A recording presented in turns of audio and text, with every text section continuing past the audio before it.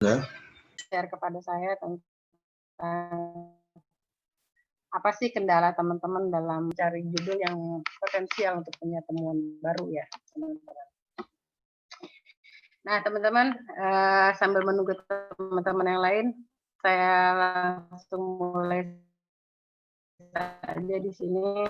Saya mau atau 30 menit pertama teman-teman dulu, karena nanti kalau saya sampein terus teman-teman yang lain nggak sempat dengar, sayang juga ya. Atau gini dulu deh, teman-teman 30 menit sampai nunggu mungkin sekitar 17 orangan ya. Ini kan baru 13 nih. 1-2 orang boleh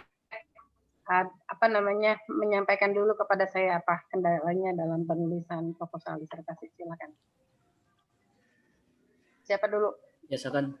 Pak Nawawi, Pak Nawawi. Pak Saiful.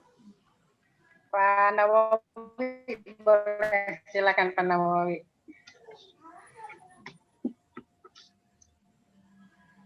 Halo? Pak Nawawi, ada yang mau disampaikan nggak? Ada yang mau ditanyain nggak? Enggak. Pak Asep saja, Bu. Boleh. Oke, silakan Pak Asep. Kalau ada yang mau disampaikan. Baik, Bu, Bunda. Dalam menentukan judul. Ini yang belum coba saya lihat di saya ACC judulnya. Oh, ini kan Pak Sardi udah, Pak Aput udah, Pak Saiful Rahmat udah belum? Belum ya, Umi Wahidah udah nih, Pak Zulkarnain Fadli udah.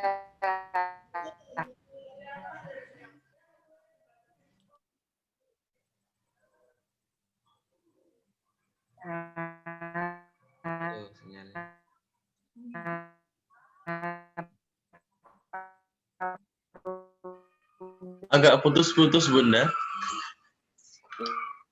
Udah, Abdul Muyasir yang mana nih orangnya nih?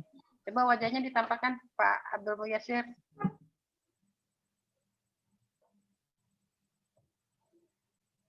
Biar saya kurang populer.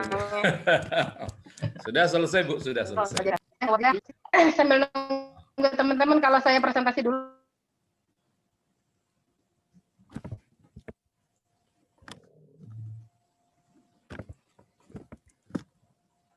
Terus ya. Kondisi sinyal.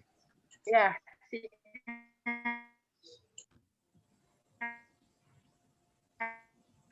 Sinyalnya sepertinya buruk banget ya. Ini dia memang nggak nangkap ya. Kayaknya agak flu ya, Bunda. Kayaknya agak kayak flu. orang hari ini nih. Agak flu, Bunda ya. Kurang ini. Sinyalnya ya, ikut flu. Iya, kemarin. Sinyalnya ikut flu. Ini dari tadi udah bolak-balik ke kamar mandi terus nih. Oke, teman-teman. Silahkan. Ada yang mau disampaikan? Saya dulu, Bunda. Saya Pak Asep dulu ya. Orangnya. Ada yang mau disampaikan? Ayo, silakan. Ya. Saya dulu, Bu ya. Ya, silakan. Dari judul yang sudah saya ajukan, sudah 2 kali ajukan, saya sudah mendapat 2 kali catatan dari Bu Doktor. Yang catatan terakhir, ya ada 4 catatan di sini. Catatan yang pertama, outline judul bab 2, model pembelajaran sinektik tidak dipisah. Itu sudah saya perbaiki. Kemudian catatan yang kedua, sub tentang ilmu nakliyah, Al-Quran dan hadis saja, teologi dan tasawuf masuk di ilmu akliyah, lihat contoh sudah saya perbaiki juga. Kemudian di sub bab ketiga, sub A, harus ada pembahasan term ayat terkait dengan pembelajaran sinektik. Di sini saya coba rubah dari outline yang sudah diberi catatan itu. Di sini saya masukkan di poin A-nya itu pertama penciptaan alam semesta dalam sebuah sistem yang terintegrasi. Ini terkait dengan prinsip-prinsip sinektik. Yang kedua, analogi sebagai jalan menuju makna baru. Yang ketiga, potensi dasar dalam meningkatkan kreativitas. Kemudian yang keempat, yang saya tambahkan adalah urgensi pengembangan kreativitas dalam praktik pembelajaran. Ya, untuk poin yang pertama, ayat yang dipergunakan adalah di dalam surah Ali Imran yang terkait dengan inna fi khalqis samawati wal ardh dan sebagainya sampai ayat ke 195 dari ayat 190. Kemudian terkait dengan analogi sebagai jalan menuju makna baru, saya ambil dari surah Ibrahim ayat 24 sampai dengan ayat 27 tentang kalimat thayyibah, kasyajarati thayyibah, dan seterusnya. Kemudian terkait dengan potensi dasar dalam meningkatkan kreativitas, saya gunakan surah Al-Alaq dari ayat 1 sampai ayat 5. Kemudian terkait urgensi penganalogian menuju makna baru, saya pergunakan untuk urgensi peningkatan kreativitas dalam meningkatkan dalam prinsip pembelajaran, saya gunakan surah Al-Baqarah ayat ke-26. Kemudian di catatan terakhir, nanti itu udah dikirim semua Pak ke email saya. Ya, belum. Baru saya mengikuti catatan yang kemarin Bu Dokter sampaikan. Kemarin kan nanti kan gini, ya. besok kan soalnya jadwal Google Meet ya. Ya. Nanti mungkin saya bikin catatannya antara nanti malam atau besok pagi, karena biar sekalian dengarkan baru dikirim, ada yang baru ngirim lagi, jadi nanti kerjanya jadi berkali-kali. Nah, jadi maksudnya nanti Bapak kirim yang tadi sudah Bapak kerjakan, saya sambil mendengarkan tadi poin-poinnya. Nah, nanti kalau misalnya memang nanti outline-nya memang sudah rapih, ya itu kan pokoknya hubungannya tentang spiritualitas atau keakhiratan kan ya Pak ya? Iya, sinektik itu. Iya. Gimana? Bunda yang biru itu. Atau yang kecil aja, yang kecil. Putih. Halo Pak Asep, suara saya yang nggak jelas atau agak terputus-putus Bu Dokter. Nih teman-teman.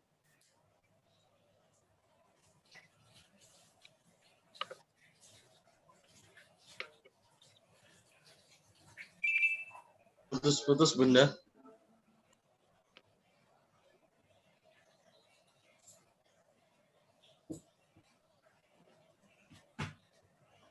Putus-putus ya? Iya. Kenapa ya? Hari ini sinyalnya lagi nggak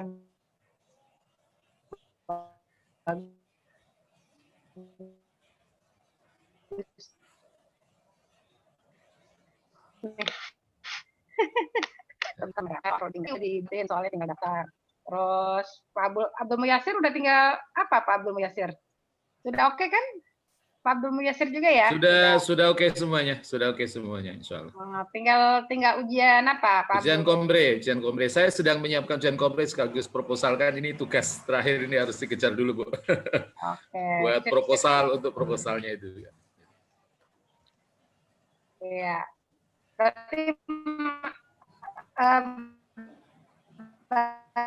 udah banyak ya di kelas ini yang udah di ACC ya, tinggal udah belum Pak Suprapto? Ya pokoknya nanti teman-teman yang belum di ACC judul dan belum ujian proposal boleh diskusi setelah ini, setelah saya menyampaikan presentasi selama 30 menit ke depan ya teman-teman ya. Oke, karena sudah kumpul teman-teman, Pak Asep kita cut dulu ya. Nanti baik Bu Dokter, baik. Saya lanjut presentasi dulu selama 30 menit untuk materi kita hari ini. Setelah itu nanti saya akan dengarkan teman-teman untuk menyampaikan apa yang perlu di-share bersama kita pada pagi hari ini. Baik teman-teman, saya izin share screen ya. Nah ini dia. Jadi teman-teman, sesuai jadwal kita hari ini, insya Allah kita akan belajar bagaimana nanti kalau teman-teman lagi ujian proposal disertasi. Sepertinya yang ujian proposal disertasi nanti juga akan menggunakan aplikasi Zoom ya, karena kita masih dalam kondisi seperti ini teman-teman. Jadi teman-teman harus belajar bagaimana mempresentasikan slide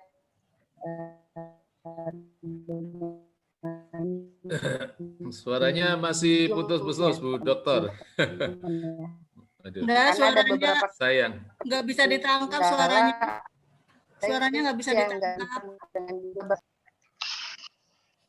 Sinyalnya nggak bagus ya.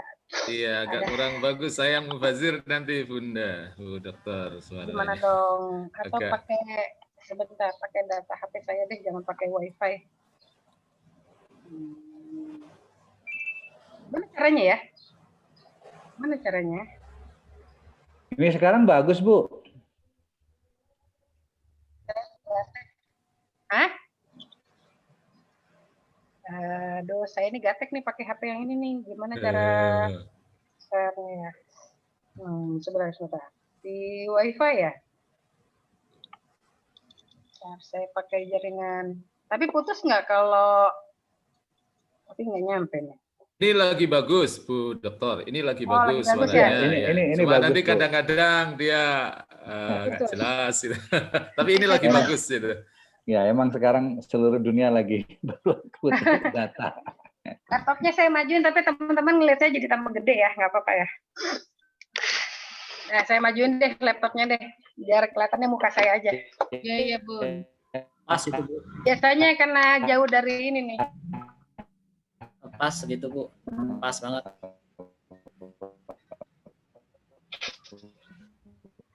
Udah ya, segini ya.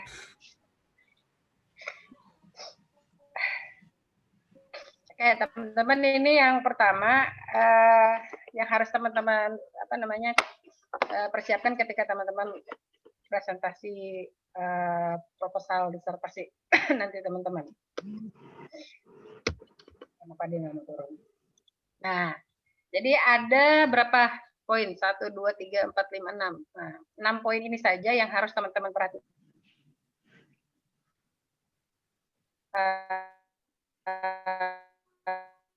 Presentasi ya teman ya, satu aja. Jadi cover pertama itu berisi tentang judul, terus nama teman-teman, kemudian cover logo kampus ya. Nah, dan biasa konsentrasi teman-teman pasca sarjana PTG dan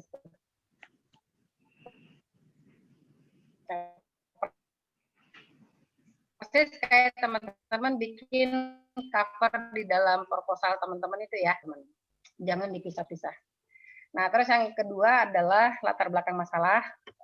Jadi kalau di ujian proposal itu justru penting untuk menyampaikan latar belakang masalah, karena disitulah nanti kita bisa tahu apakah judul ini memiliki masalah yang potensial untuk dicari solusinya sebagai temuan baru dalam disertasi teman-teman. Nah, karena nanti kalau nggak ada masalah, jadi nggak urgen disertasi teman-teman.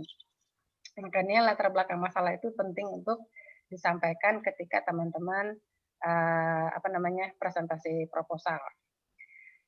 Nah, setelah latar belakang masalah, identifikasi masalah, batasan masalah, dan rumusan masalah. Yang selanjutnya adalah metode penelitian. Nah, sampai di sini selesai ya sebagai proposal. Kemudian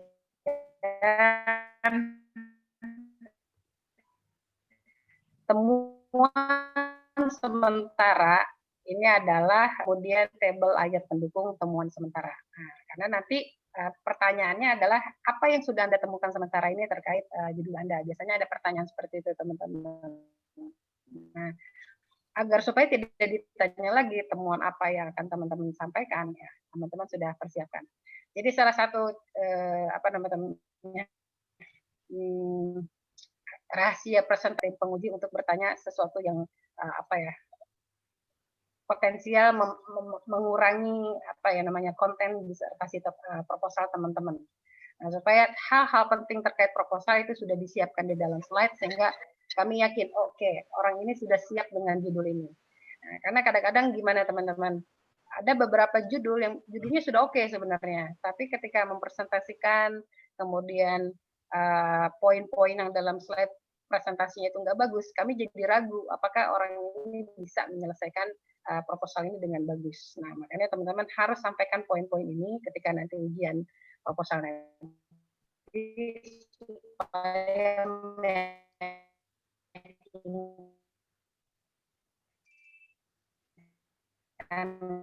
kami.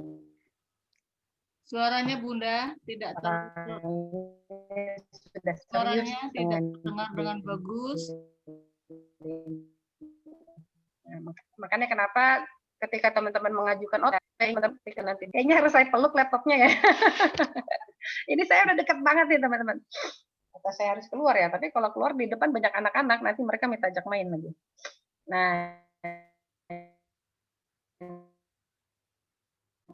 ya hilang lagi deh. Geser lokasi kali ya. Hilang lagi ya. Atau ganti ininya provider ya. Udah. Ini dulu juga pas dari masuk kelas ini teman-teman. Kasusnya seperti ini ya. Putus-putus suaranya ya. Kondisi sinyal. Tapi kalau Google Meet Bunda biasanya lancar. Kalau Bagus Google Meet. biasanya. Lancar. Enggak, kalau di tempat yang lain pas ujian proposal itu lancar juga. Hanya di aplikasi ininya kali ya. Zoom-nya. Di alamat ininya katanya. Oh, gara-gara ada yang belum nikah kali Pak ya. Jadi ini nyendat-nyendat gitu kali Pak. Gitu. Makanya kita dukung ya. Yang belum nikah ini. Iya, di kelas lain lancar itu. Bagus nggak? Ya, masuk Bunda. Jelas nggak teman-teman? Berdiri jadinya nih. Ini di... Waduh, capek ntar Bunda. Sudah stabil belum? Lumayan Bunda, lumayan. Sudah jelas. Tahu nggak nih saya ini di atas akuarium ya teman-teman. Waduh, dengan ikan cupang Bunda. Enggak, kalau ini di atas ikan mas koki kalau yang ini. Masya Allah. Di akuarium yang besar ini. Masya Allah. Ya, sudah bagus belum sinyalnya teman-teman? Sementara ini bagus. Oke, ini mungkin lebih dekat dengan jaringan wifi-nya. Sebentar, saya ambil.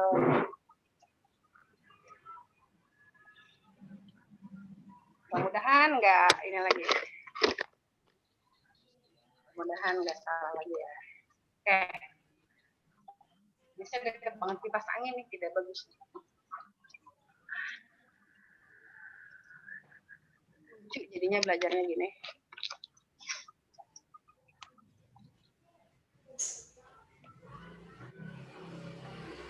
Oke, kita mulai lagi ya teman-teman ya.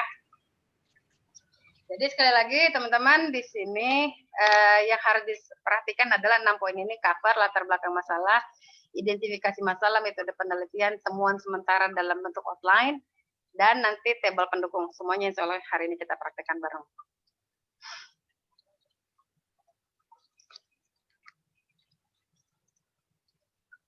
Oke, nah ini dia contoh yang misalnya kalau dihubungkan dengan proposal disertasi saya ya teman-teman ya. Nah, teman-teman, latar belakang masalah itu idealnya ya teman-teman ya, terdiri dari permasalahan kontekstual dan teoritis. Bu, kalau nggak ada permasalahan teoritis gimana? Yang penting minimal ada permasalahan kontekstual, artinya fenomena yang sedang terjadi ya teman-teman ya. Karena kalau kajiannya tematik, nah ini makanya masing-masing judul, gaya judul itu tergantung latar belakang masalah, tergantung model judulnya teman-teman. Kalau judulnya maudu'i itu berarti berangkat dari fenomena sosial atau fenomena lingkungan, karena dia berangkat dari masalah yang real ya teman-teman ya, biasanya maudu'i ya. Nah tapi kalau yang judulnya pemikiran tokoh, nah kan kadang-kadang teman-teman ada yang kajian tokoh ya. Nah kalau kajian tokoh itu biasanya memang ada perdebatan tentang sebuah permasalahan yang dibaca berbeda oleh para tokoh tersebut. Misalnya tentang kebolehan perempuan dalam memimpin. Nah, itu kan ada yang membolehkan dengan dalil, ada yang tidak membolehkan dengan dalil ya teman-teman ya. Nah, itu bisa. Itu kalau perbedaan pemikiran tokoh. Nah, kalau teman-teman yang saya contohkan ini adalah judul dengan model tafsir maudhu'i. Nah, maka di sini saya berangkat dari kontekstual ya, permasalahan yang sedang terjadi dalam kehidupan nyata. Nah, di sini misalnya yang sering teman-teman pasti udah sering banget denger ini karena sering saya sampaikan, latar belakang masalah saya berawal dari masalah yang sangat real dalam kehidupan kita tentang kerusakan lingkungan. Yang ini dibuktikan dengan beberapa riset yang dilakukan oleh McElroy, WALHI, IPCC, dan banyak sekali organisasi-organisasi pecinta lingkungan. Artinya kerusakan lingkungan bukan isu ya teman-teman ya, tapi dia sebagai sebuah realita. Nah, dari masalah kerusakan lingkungan ini teman-teman, bagaimana pandangan para tokoh tentang faktor penyebabnya? Nah, itulah yang tadi saya bilang, perbedaan para tokoh tentang faktor penyebab kerusakan lingkungan. Nah, itulah yang menjadi latar belakang masalah saya yang sesungguhnya dalam sebuah kajian teoritis. Nah, karena ada beberapa judul yang memang nggak ketemu lawannya. Ada beberapa judul yang nggak ketemu lawan kalau memang dia adalah judul baru. Seperti contoh judulnya Ibu Ria Dijana kemarin. Ibu Ria Dijana itu beliau nggak ketemu lawan karena edukasi maternal pada masa beliau menulis itu belum banyak yang menulis. Jadi beliau berangkat dari permasalahan atau realitas sosial. Nah, karena belum ditemukan tentang edukasi maternal itulah dalam perspektif Al-Quran yang menjadi latar belakang masalah. Jadi belum ditemukannya konsep, teman-teman, belum ditemukannya konsep Al-Quran terkait tema teman-teman, itulah latar belakang masalah teman-teman. Nah, itu bisa jadi latar belakang masalah. Tapi sekali lagi saya bilang, idealnya teman-teman punya lawan diskusi. Orang yang pendapatnya teman-teman counter. Orang yang teman-teman pendapatnya mau dikritisi sama teman-teman. Nah, dikritisi itu kan nggak selalu salah ya teman-teman ya. Namanya juga perbedaan pandangan. Jadi misalnya orang bilang A, tapi kayaknya kalau dalam Al-Quran B. Karena dalam ayat ini misalnya teman-teman menemukan hal yang berbeda ya, itu boleh. Karena kita tidak boleh menyalahkan orang lain ya teman-teman ya. Karena setiap orang bicara pasti punya dalil masing-masing. Nah, yang ada adalah kita berbeda pandangan.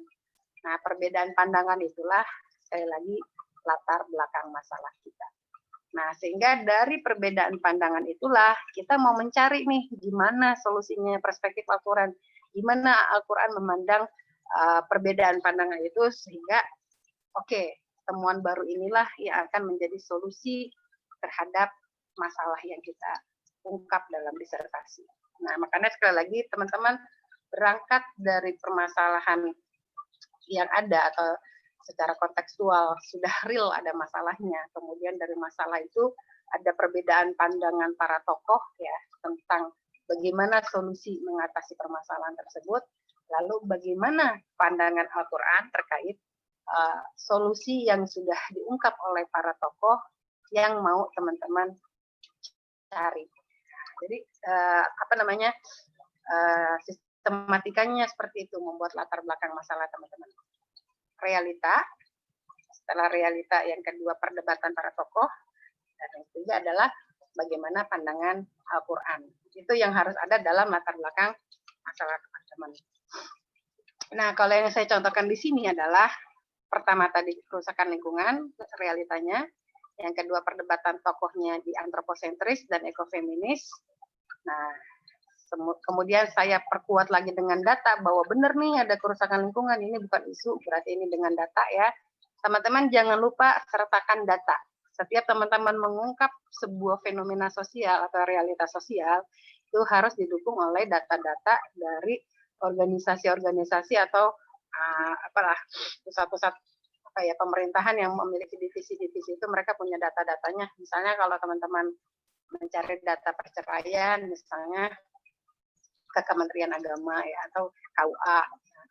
Atau sebenarnya ada Badan Pusat Statistik Nasional ya teman-teman, di situ Badan Pusat Statistik Nasional biasanya punya data-data yang teman-teman perlukan terkait kemasyarakatan atau keindonesiaan. Jadi misalnya mau cari data tentang faktor penyebab perceraian, ada mau cari data tentang kemiskinan di Indonesia ada. Nah, itu nanti teman-teman berdiskusi berdasarkan fakta itu, bahwa ini masalah, kenapa tingkat kemiskinan di Indonesia tinggi, kenapa kemampuan membaca masyarakat di Indonesia yang tidak memiliki kemampuan membaca di Indonesia masih tinggi. Nah, itu kan masalah-masalah yang real.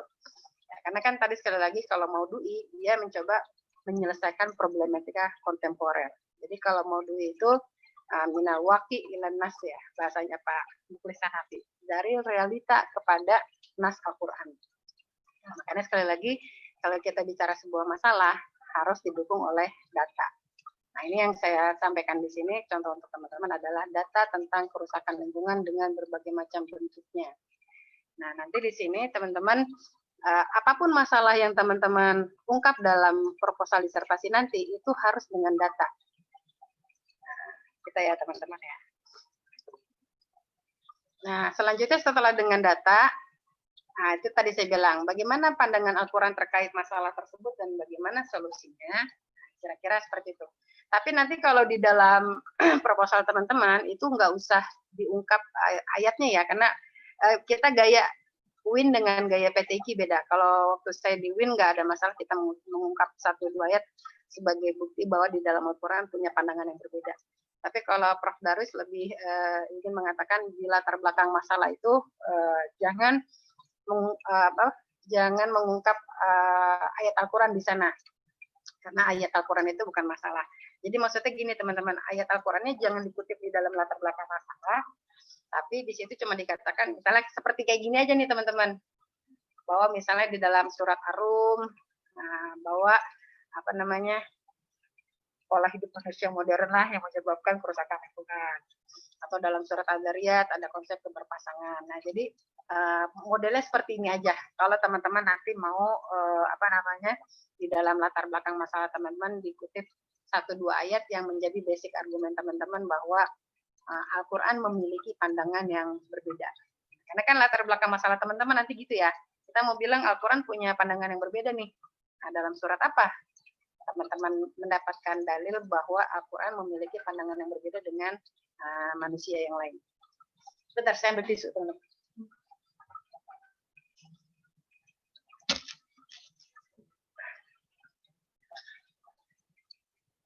Nah, jadi di latar belakang masalah itu di akhir sebelum closing statement teman-teman itu harus ada ayat yang teman-teman kutip seperti ini saja ya, redaksinya nggak usah dikutip ayatnya, nggak usah pakai tafsir ya teman-teman ya. Kalau gaya di PT itu jadi. Nah, sekarang bentuknya. Kalau tadi prolog saya ya teman-teman ya. Nah, sekarang bentuk identifikasi masalahnya. Setelah latar belakang masalah tuh ya. Nah, kemudian di sini teman-teman jelasin. Nah, identifikasi masalah teman-teman itu sesuai dengan latar belakang masalah. Jadi, kalau di latar belakang masalah teman-teman nggak ada masalah, identifikasi pasti kosong. Atau identifikasinya jadi nggak jelas. Nah, makanya saya berapa kali tuh kalau ngoreksi proposal teman-teman itu harus disesuaikan dengan latar belakang masalah. Karena di sini saya berikan penjelasan ya. Ini penjelasannya teman-teman ya, bukan isinya ya. Menjelaskan tentang faktor penyebab kerusakan lingkungan karena akibat pemahaman yang sangat rigid terhadap teks keagamaan, antroposentris ya teman-teman ya. Terus adanya pandangan ekofeminis bahwa kerusakan lingkungan berhubungan dengan sikap dominatif laki-laki terhadap perempuan yang mempengaruhi interaksi antara laki-laki dengan lingkungan karena baik perempuan dan lingkungan punya karakter yang sama, pasif, diam, reseptif, menyerah dan seterusnya. Maka kata ekofeminis yang menyebabkan kerusakan lingkungan bukan cuma antroposentris tapi juga hipermaskulinitas laki-laki. Ya. Jadi antroposentris menyebabkan pemikiran yang sangat arogan ya antara manusia dengan lingkungan. Hipermaskulinitas laki-laki juga menurut ekofeminis itu membuat laki-laki bertindak semena-mena terhadap lingkungan. Nah, ini kata Caroline Merson, Nawal Ammar dan seterusnya. Nah, tapi dalam Al-Quran tadi ya dalam surah Al-Dzariyat kan wa min kulli syai'in khalaqna zawjaini la'allakum tadhakkarun. Bahwa segala sesuatu di alam raya ini diciptakan berpasangan untuk saling melengkapi. Kalau ekofeminis menganggap laki-laki sebagai faktor penyebab kerusakan lingkungan, kalau di Al-Quran justru harus kerjasama nih laki-laki sama perempuan. Nah, gimana caranya? Nah, nanti kita bahas dalam disertasi kita. Nah, jadi ini tadi poinnya. Nah, ini tadi penjelasan globalnya. Yang ini yang poinnya yang harus ada di dalam slide teman-teman ya. Jadi apa masalahnya? Identifikasi masalah apa yang ada dalam latar belakang masalah saya, teman-teman. Yang pertama adalah fakta kerusakan lingkungan secara lokal dan global. Nah, ini yang pertama ya, karena tadi latar belakang masalah yang pertama, ingat ya teman-teman ya, kita bicara realita bahwa ada kerusakan lingkungan. Nah, makanya paragraf pertama teman-teman dalam latar belakang masalah itu yang menjadi poin pertama dalam identifikasi masalah. Paragraf pertama teman-teman dalam proposal itu menjadi poin pertama dalam identifikasi masalah. Makanya jangan banyak prolog. Waktu teman-teman menulis proposal nanti nggak usah banyak prolog teman-teman, langsung aja. Kalau tadi misalnya saya tentang kerusakan lingkungan ya berarti paragraf pertama saya tentang kerusakan lingkungan. Kalau masalah teman-teman adalah karena tingginya tingkat perceraian ya berarti di situ paragraf pertamanya harus bicara tentang tingginya tingkat perceraian di Indonesia. Jadi langsung aja gitu, nggak usah Al-Quran adalah kitab suci umat Islam bla bla bla. Kan Al-Quran bukan masalah ya. Jadi Prof. Dari suka bercanda gitu tuh teman-teman kalau nguji. Kan Al-Quran bukan masalah teman-teman, Al-Quran itu kan solusi. Maka Al-Quran jangan ada di latar belakang masalah. Jadi kita langsung kepada masalah yang mau teman-teman selesaikan. Masalah tentang apa sih? Ya, kalau tadi tingginya tingkat perceraian misalnya ya berarti paragraf pertamanya kita bicara tingginya tingkat perceraian, kemudian faktor penyebab kenapa sih orang banyak yang bercerai. Nah, itu kalau teman-teman contohnya lihat di tadi Badan Pusat Statistik Nasional itu ada sekitar 8 sampai 12 faktor penyebab kenapa orang Indonesia banyak yang bercerai. Nah, nanti dari banyaknya ada misalnya 12 faktor penyebab perceraian, teman-teman ambil salah satunya aja. Nah, misalnya tadi kekerasan dalam rumah tangga atau KDRT. Nah, nanti bagaimana solusi Al-Quran mengatasi KDRT? Nah, itulah yang akan teman-teman bahas dalam disertasi teman-teman. Nah, jadi sekali lagi teman-teman, penting sekali kita menyertakan fakta ya dalam disertasi kita bahwa itu sebuah permasalahan yang serius yang harus kita selesaikan. Nah, setelah yang pertama fakta tentang kerusakan lingkungan, teman-teman, yang kedua faktor penyebabnya, yaitu tadi kenapa orang banyak bercerai misalnya. Nah, ini faktor penyebab kerusakan lingkungan. Nah, terus kan ada beberapa faktor tuh. Nah, teman-teman tulis saja. Jadi faktor yang pertama tentang pemikiran atau antroposentris kalau saya. Kalau yang kedua yaitu tadi misalnya stereotip gender gitu ya teman-teman ya kalau saya. Nah, terus yang keempat misalnya belum ada pandangan Al-Quran tentang permasalahan tersebut. Kemudian pola kerja sama laki-laki dan perempuan dalam konservasi lingkungan belum digagas dalam Al-Quran. Nah, inilah yang menyebabkan pentingnya disertasi kita bahwa kajian Al-Qurannya belum ketemu nih. Nah, supaya apa? Supaya kajian Al-Quran ini menjadi solusi bersama bagi manusia, bukan cuma bagi umat.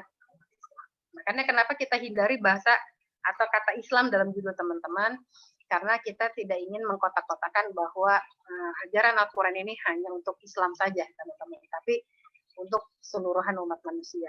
Bahwa hal-hal terkait akidah itu hanya untuk umat Islam. Tapi kalau syariah dan akhlak itu adalah bisa kita sampaikan sebagai ajaran universal. Makanya di sini mengapa kita tidak dalam perspektif Islam, tapi dalam perspektif Al-Quran. Supaya nanti sekali lagi, jika umat lain mau membaca disertasi teman-teman, itu bisa sebagai argumen juga gitu ya teman-teman. Nah, terus kalau saya karena memang pada waktu saya menulis ini 2010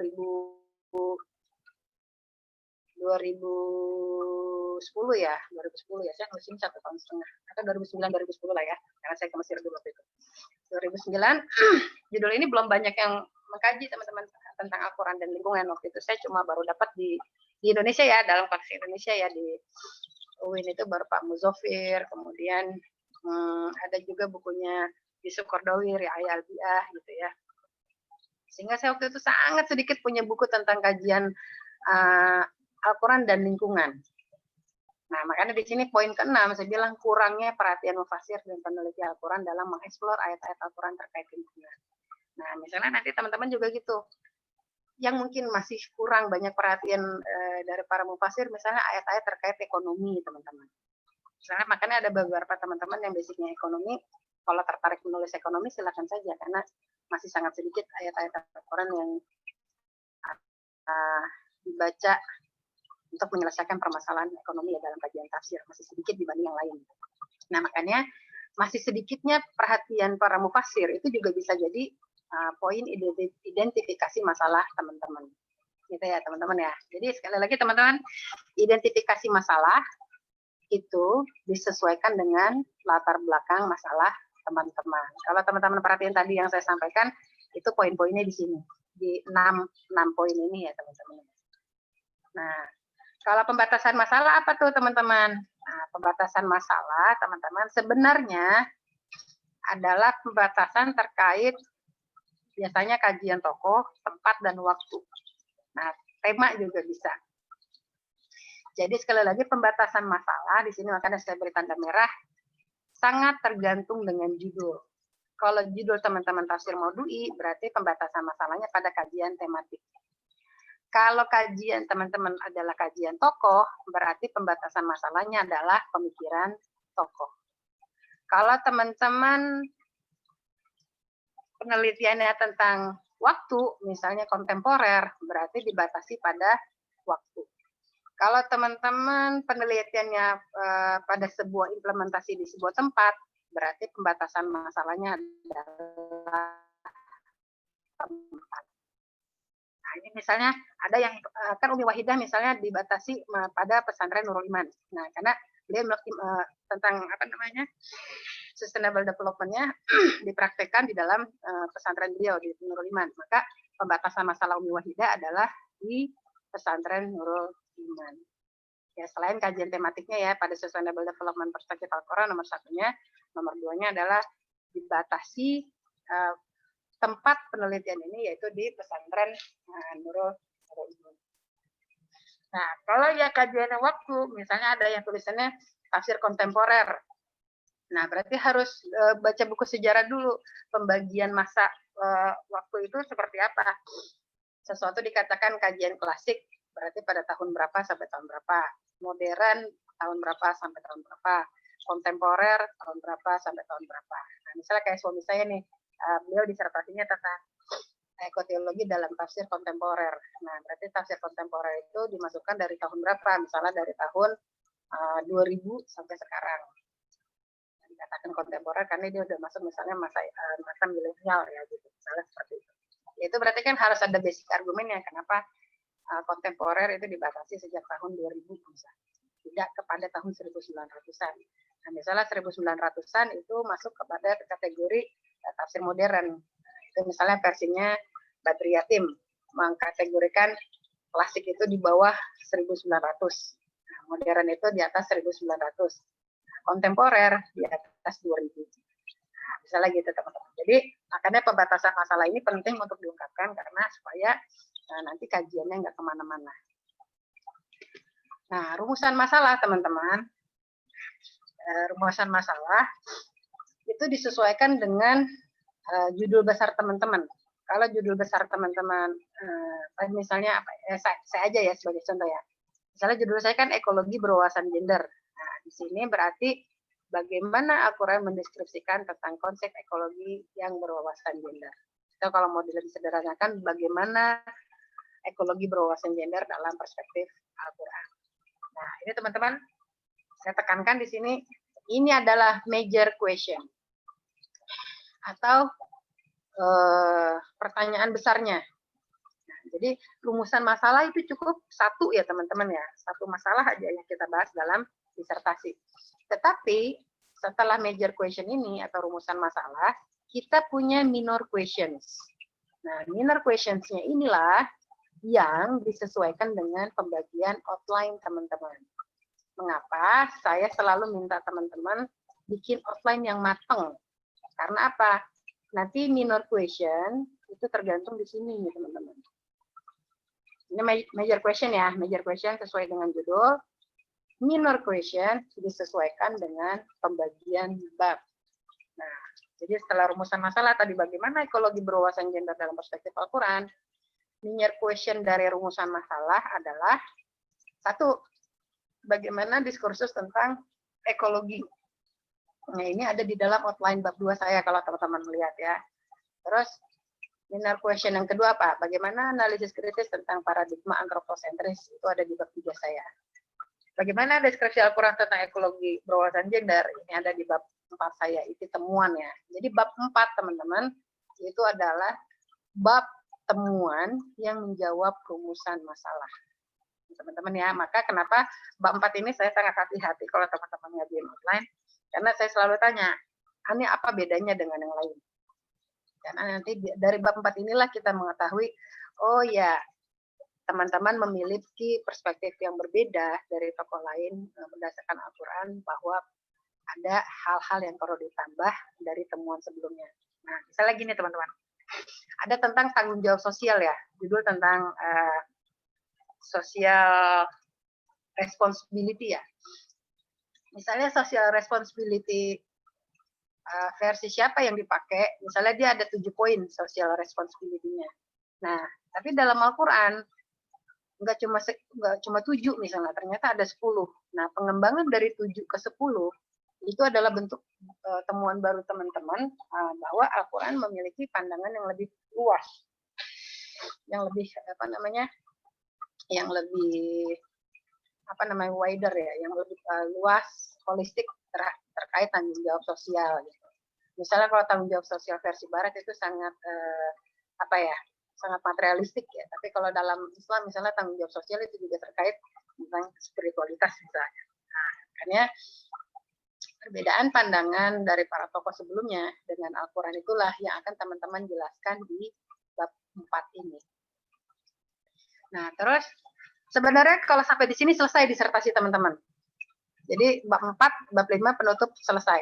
Tapi kadang-kadang kalau disertasi dia pengen bagaimana model implementasi. Nah, silahkan saja. Jadi teman-teman misalnya di bab 6-nya bagaimana model implementasi dari konsep yang teman-teman temukan dalam Al-Quran, kemudian di situ teman-teman jabarkan juga gimana sih kalau orang mau mengimplementasikan temuan teman-teman. Kadang-kadang gini ya, konsep udah jadi nih teman-teman. Terus gimana caranya? Terus siapa yang terlibat? Terus siapa yang akan bertanggung jawab misalnya? Nah, itu di sini nanti di bagian bab selanjutnya pada model implementasinya. Bagaimana sih cara yang ingin teman-teman sampaikan kepada orang, nih konsep ini udah jadi, caranya gini nih, cara mempraktekannya. Gitu ya. Jadi kalau dalam bukunya George Gracia itu kan ada historical function, ada meaning function, sama implicative function. Implicative function dari teks Al-Quran itu biasanya teman-teman sampaikan di dalam bab di dalam bab 4 ini, implicative function ya teman-teman ya. Jadi fungsi implikatif Al-Quran itu seperti apa, itu biasanya teman-teman di bab 5. Tanpa ini pun nggak ada masalah, tapi biasanya teman-teman kalau karena kita ngejar halaman juga ya, kadang-kadang gitu teman-teman, tapi nggak bisa juga kayak gitu. Kalau teman-teman merasa ini penting, itu silakan digunakan sebagai implicative function, tapi kalau tidak cukup pada 3 poin ini teman-teman. Nah, metode penelitian. Nah, ini yang teman-teman sering dikritisi sama tim penguji, teman-teman. Jadi, kalau metode penelitian kita kualitatif ya, teman-teman ya. Ataupun teman-teman mau dengan kuantitatif, silakan saja sebenarnya. Cuma kerjanya jadi 2 kali. Makanya kalau yang penelitian lapangan tadi, misalnya dia implementasinya pada sebuah sekolah, itu sebenarnya bukan kuantitatif. Dia tetap bagian dari kualitatif karena sekadar observasi dan wawancara ya. Jadi kualitatif juga meliputi salah satu bagiannya adalah observasi dan wawancara. Kalau kuantitatif itu kan dengan data statistik ya teman-teman ya. Sedangkan kita tidak menggunakan data statistik. Nah, jadi kualitatif di sini teman-teman juga termasuk tadi observasi dan wawancara ya, penelitian lapangan. Tapi tidak dengan data statistik.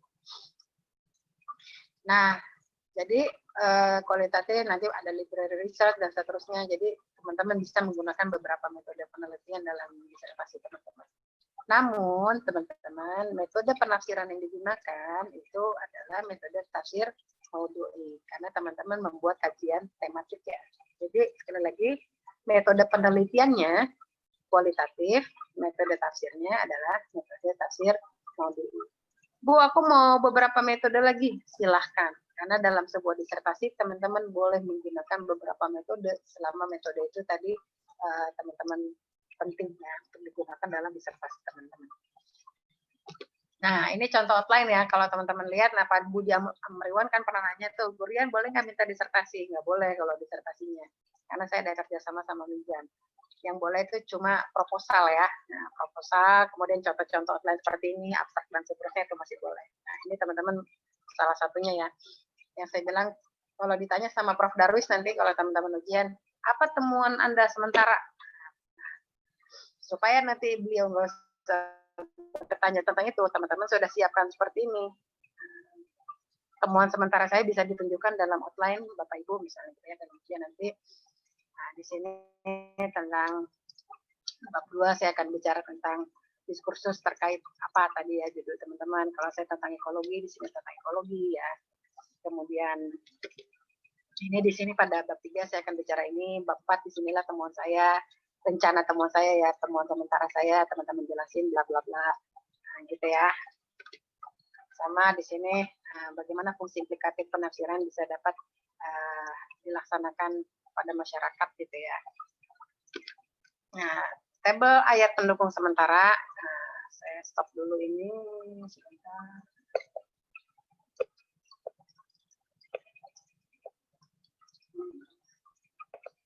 Udah ya, udah tertutup ya. Saya share screen lagi contoh slide. Nah, ini dia. Contoh slide tentang tabel teman-teman di sini. Teman-teman lihat, bikin sesimpel ini aja teman-teman. Jadi, nah misalnya ini contoh tentang kecerdasan naturalis ya, yang sedikit ya teman-teman ya. Kita dalam sebuah paper itu menggunakan minimal sekitar 5 ayat ya kalau di paper teman-teman. Kalau dalam disertasi itu idealnya 25-an teman-teman. Nah, tapi di sini cukup satu contohnya ya teman-teman ya. Saya bikin di sini misalnya kecerdasan naturalis. Nah, sebelum teman-teman mengembangkan konsep apapun yang akan teman-teman tulis, pastikan teman-teman punya definisi operasional tentang judul besar. Nah, ini yang sering suka salah paham ya teman-teman ya. Misalnya ada yang menulis tentang kecerdasan intelektual. Nanti definisi operasionalnya kecerdasan itu apa, bla bla bla panjang lebar. Intelektual itu apa, bla bla bla gitu. Nah, jadi tidak dipisah ya teman-teman ya. Kecerdasan aja, intelektual aja, enggak gitu. Kalau kecerdasan intelektual, ya berarti dia kecerdasan intelektual sebagai sebuah istilah, tidak dipisah per kata. Nah, termasuk kecerdasan naturalis. Nah, jadi bukan kecerdasan aja, bukan naturalis saja, tapi kecerdasan naturalis. Nah, ini teman-teman harus dipahami ya. Nanti kayak punya Pak Budi Amriwan misalnya tentang homeschooling. Nanti jangan home aja, jangan schooling aja. Karena dia dua hal yang berbeda. Tapi kalau dia dijadikan sebagai sebuah satu istilah, homeschooling ya, berarti bagaimana pola belajar di rumah. Nah, jadi gitu ya teman-teman ya. Ini harus saya tekankan karena berkali-kali udah bosen banget saya kalau lagi ngoreksi teman-teman tuh suka dipisah-pisah. Padahal dia bukan istilah yang terpisah. Bahwa itu sebagai sebuah istilah, bahwa itu sebagai sebuah kata-kata, kata per kata itu bisa. Tapi bukan itu yang kita maksud. Yang kita maksud adalah dua kata itu menjadi sebuah istilah. Kalau nanti teman-teman bikin di bab 2, itu nggak apa-apa, dijelaskan dulu kecerdasan itu apa, misalnya intelektual itu apa. Tapi yang kita maksud bukan kecerdasan saja atau intelektual saja, kecerdasan intelektual. Gitu ya teman-teman ya. Karena pernah kemarin ada yang ujian itu kita hapus itu satu sub karena dipisah itu tulisannya. Jadi bukan itu. Jadi langsung kepada dia sebagai sebuah istilah. Nah, kalau Howard Gardner contohnya misalnya teman-teman, bagaimana dia mendefinisikan tentang kecerdasan naturalis misalnya, di sini misalnya di sini beliau mengartikan kemampuan seseorang dalam berinteraksi harmonis dengan lingkungan. Nah, kata kuncinya apa teman-teman? Kemampuan berinteraksi harmonis dengan lingkungan. Berarti terkait lingkungan ya teman-teman ya. Nah, di sini saya ambil kata kunci hal-hal terkait bagaimana interaksi harmonis dengan lingkungan. Ada kata khalifah di dalam Al-Quran, ada kata ulul albab, ada kata sakhoro, ada ukhuwah malukiyah, meskipun tidak ada dalam Al-Quran istilahnya, tapi bisa kita pahami apa namanya maknanya ya. Ada kata ikro. Nah, teman-teman, kenapa saya sengaja bikin ini dua? Jadi ada judul yang memang istilah bakunya secara eksplisit ada di dalam Al-Quran. Kayak kata Iqra, Sakhara itu jelas ya ada dalam Al-Quran. Tapi ada yang cuma poinnya aja. Nah, misalnya apa? Apa teman-teman? Tentang ekologi misalnya. Ekologi kan nggak ada dalam Al-Quran. Bi'ah nggak ada dalam Al-Quran. Tapi lingkungan itu ada sekitar 800 ayat. Nah, menurut Fuad Abdul Baqi. Nah, makanya di situ saya nggak mencari di dalam Al-Quran ayat terkait bi'ah karena nggak akan ada. Nah, tapi ayat terkait lingkungan itu ada. Nah, caranya gimana jadi teman-teman? Jadi ada yang memang menggunakan istilah atau term. Jadi term terkait lingkungan, misalnya tadi term terkait homeschooling punya Pak Budi. Tapi nggak ketemu nih dalam Al-Quran term terkait homeschooling. Meskipun ada ya, misalnya ada bait, ada dar gitu ya, ada maskan dan seterusnya. Kalau misalnya nggak ketemu, berarti jangan katakan term teman-teman, tapi ayat terkait.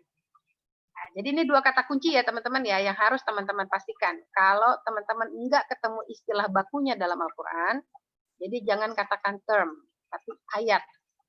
Ayat terkait homeschooling. Ayat terkait apa tuh Pak Rubi? Industri 4.0 misalnya. Terus Pak Zulkarnain Fadli tentang apa kemarin? Pokoknya apa kemarin Pak Zulkarnain Fadli judulnya? Pendidikan moderasi, Bunda. Nah, misalnya pendidikan itu kan wasaton ada ya dalam Al-Quran, berarti bisa menggunakan kata term. Tapi kalau misal cuma satu-satunya itu, bisa saja dengan tadi misalnya ayat terkait pendidikan moderasi. Jadi kita nggak susah-susah nyari di Al-Quran, aduh nggak ketemu nih Bun, termnya Bun. Ya memang jangan dipaksakan. Kalau nggak ada ya jangan gunakan kata term, tapi ayat terkait. Nah disitulah nanti pendidikan moderasi yang saya bilang Pak Zulkarnain Fadli harus menambah, misalkan baru 7, kalau bisa tambah yang lain. Supaya di situ kita mau tahu apa perbedaan antara tulisan Pak Zulkarnain dengan tulisan yang lain. Nah, di sini teman-teman, kalau teman-teman perhatikan, ini juga hal penting yang harus teman-teman perhatikan. Ini teman-teman, kalau tadi Howard Gardner adalah kemampuan seseorang berinteraksi harmonis dengan lingkungan ya teman-teman ya. Nah ini saya ambil kata kunci tadi khalifah, itu berhubungan dengan sosial, teman-teman perhatikan. Unstable lagi ya. Ulul albab, di sini berhubungan dengan spiritual, dan tadi setelah saya baca-baca sebenarnya juga bisa intelektual ya. Tapi sayangnya ini sudah dipublikasikan di beberapa jurnal, cukup dengan mengatakan spiritual, mungkin nanti bisa dikembangkan jadi intelektual ya. Terus kata ukhuwah malukiyah, wa min dabbatin fil ardi wala tairin yatiru bi janahihi illa umamun amsalukum, itu dalam surat Al-An'am ayat 38. Di sini saya pahami sebagai makna ukhuwah malukiyah, teman-teman. Nah, di sini adalah dimensi apa namanya spiritualnya, dan Iqra di sini adalah sebagai manusia, sebagai individu ya, karena ajaran membaca itu diberikan sebagai perintah individu, bahwa setiap individu kita harus mampu membaca dan memahami apapun yang mampu dipahami kita sebagai seorang manusia. Jadi pemahaman tadi secara intelektual, emosional, dan spiritual. Nah, makanya teman-teman, dari kelima kata kunci ini tadi yang ada dimensi sosial, spiritual, dan individual, saya membuat definisi kecerdasan naturalis yang lebih holistik ketimbang apa yang dikatakan oleh Howard Gardner. Bahwa tadi Howard Gardner adalah kemampuan seseorang dalam berinteraksi harmonis dengan lingkungan, titik. Tapi dengan 5 kata kunci tadi di atas dari Al-Quran, nah, di sini saya mengembangkan kemampuan seseorang dalam berinteraksi harmonis dengan lingkungan sebagai bentuk ibadah, nih teman-teman. Sebagai bentuk ibadah dan pertanggungjawaban kepada Allah, baik sebagai makhluk individual, sosial, dan spiritual. Nah, itulah yang membedakan definisi kecerdasan naturalis versi Howard Gardner dengan versinya Nur Afiah Fitriani. Itu yang membuat kita berbeda. Nah, nanti teman-teman juga gitu. Jadi kita tidak boleh menghilangkan apa namanya temuan awal orang bahwa itu menjadi katakanlah basic argumen secara apa namanya argumentatif ya, secara namanya intelektual, tapi juga kelebihan kita di sini adalah kita menyatukan antara dimensi intelektual manusia dengan spiritualitas dalam penggunaan atau dalam menciptakan sebuah konsep. Nah, itulah yang harus ada juga nanti dalam slide teman-teman. Jadi slide ini tentang tabel ayat ya teman-teman ya. Tadi kan yang contoh sebelumnya di dalam slide itu kan saya bilang bikin tabel sesuai contoh. Nah, cukup satu tabel ini aja teman-teman sebagai temuan awal teman-teman. Ketika nanti ujian gitu ya proposal. Nah, terus apa lagi? Nah, lagi tadi yang mau share adalah contoh tabel.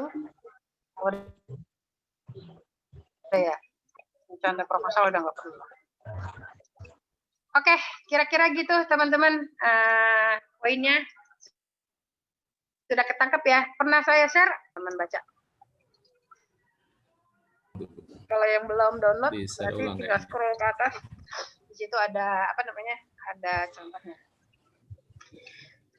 Baik, teman-teman, silakan jika ada yang mau didiskusikan terkait proposal disertasi teman-teman. Boleh, saya mungkin pertama Bu ingin menyampaikan Ya. satu hal. Iya, Bu. Suaranya putus-putus teman-teman. Sebentar saya ambil minum.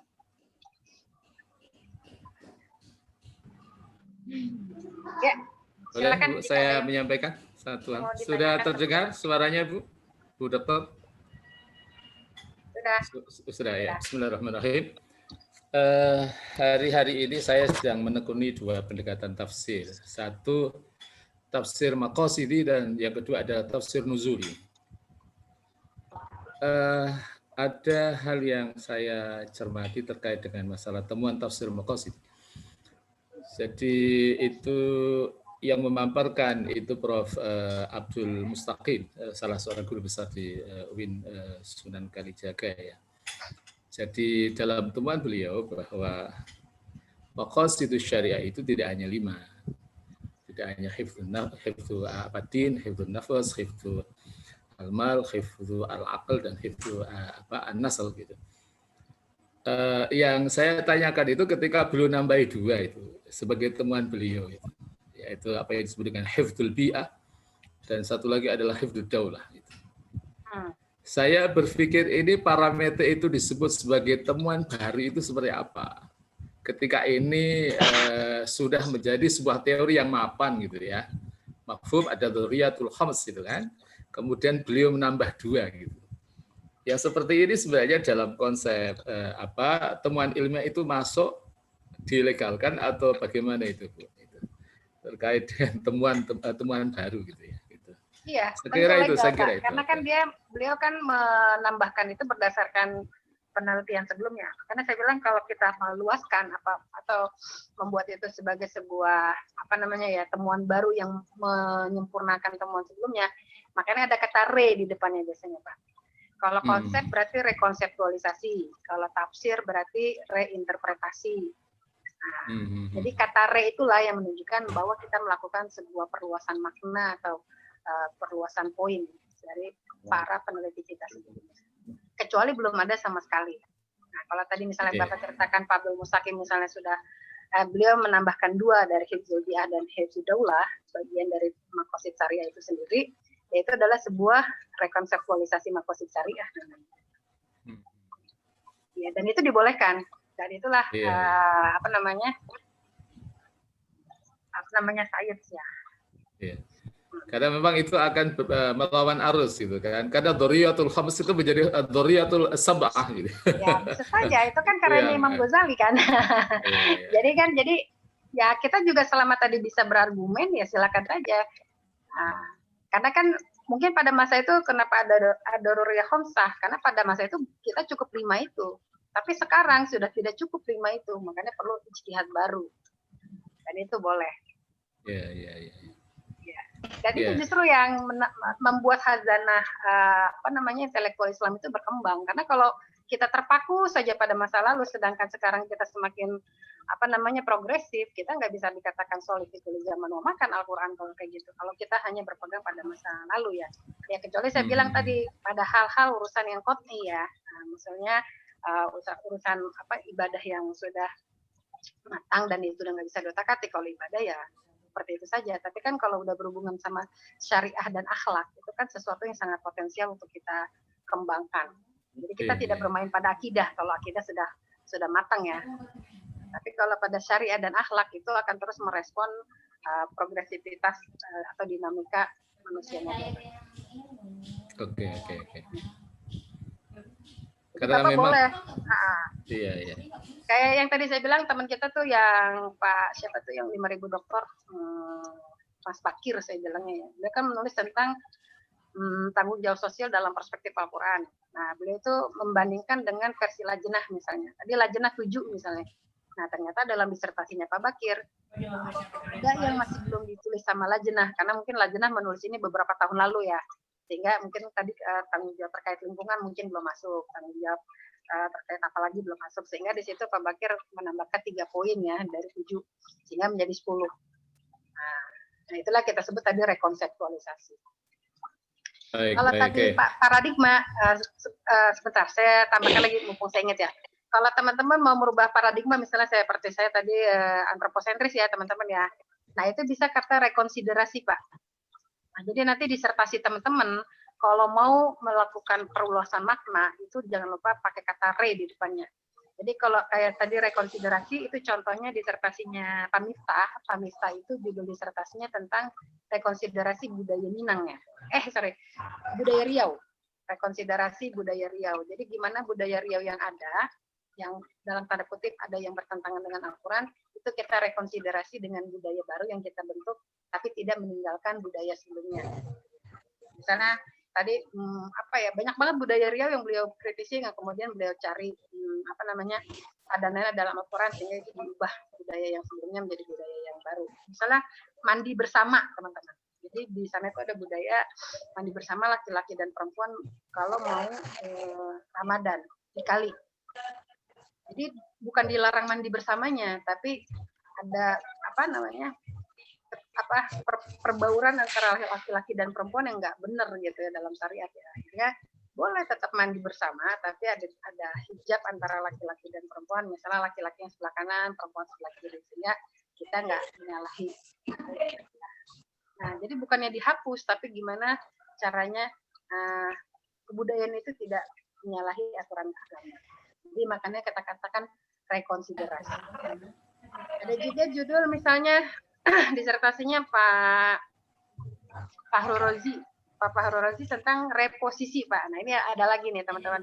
Jadi model disertasi itu tergantung tadi masalahnya di mana ya teman-teman ya. Kalau disertasinya Pak Fahru Rozi misalnya tentang reposisi tanda wakaf.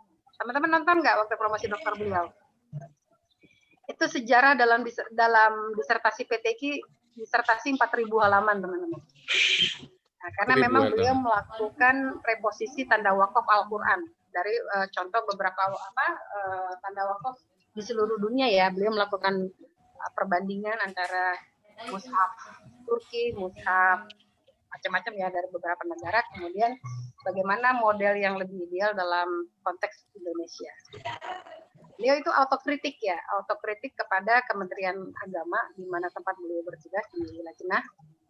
Jadi di situ misalnya ada 7 tanda wakaf yang dipakai selama ini sama Kementerian Agama, kemudian di antara 7 wakaf itu justru beliau kurangi dengan pertimbangan ada ya dalam disertasi beliau cukup 5 karena yang 2 ini itu bisa dimasukkan kepada yang di antara 5 ini.